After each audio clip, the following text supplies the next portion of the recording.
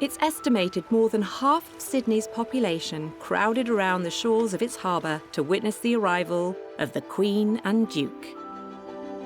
Standing at last on Australian soil, on this spot that is the birthplace of the nation, I want to tell you all how happy I am to be amongst you and how much I look forward to my journey through Australia.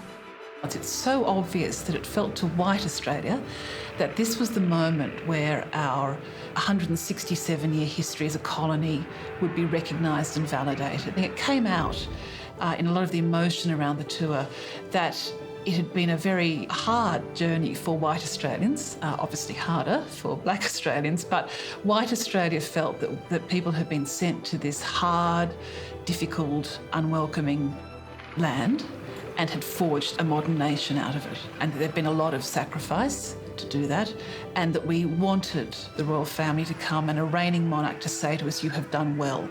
You know, we are proud of your achievements. We recognise you as a mature nation under our structures.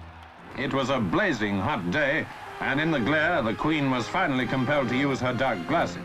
Official duties ranged from surf carnivals, street parades to the opening of Parliament in Canberra, where Australians had the chance to see the Queen at her finest. Rain caused some alteration in the arrangements, and Her Majesty, robed once more in her coronation dress, had to pass directly into the Parliament building. The magnificent satin creation was intricately embroidered with the emblems of Commonwealth nations in gold and silver thread. It was a rare outing for the dress, which the monarch only wore on 6 occasions after the coronation. This was very much a case when the clothes were really important, and the idea that the British public had seen the coronation gown and now the Australian public was seeing the coronation gown really brought us both together. We were both her people.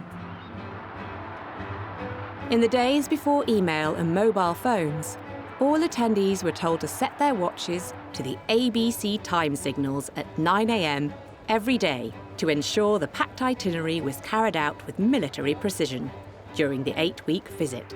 All day, every day for the 2 months of the tour. You could turn on ABC radio at any point in the country and you could hear a live-to-air description of what the Queen and the Duke of Edinburgh were doing. So there was that. There were nightly newsreels. The newsreel cameraman followed the Queen everywhere she went. So 1 or 2 days later, depending where you lived and how fast they turned it around, you could go to a picture theatre and watch the newsreels, which people did in their tens of thousands. Unlike the intense and often scathing scrutiny of the royals later in the century, coverage in the 1950s was generally far more loyal. There was enormous protocol around it, and it very largely wasn't broken. We didn't have paparazzi. There were very strict rules that were handed out in booklet form to journalists covering the tour, very strict accreditation. You were given a booklet about what you could and couldn't do.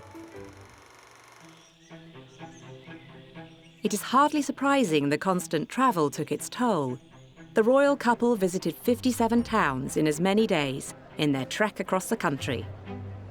The Queen gave so many speeches. She went on every form of transport. In open-top cars, if it rained, she would not let them put the roof up on the car. If the people got wet, she would get wet.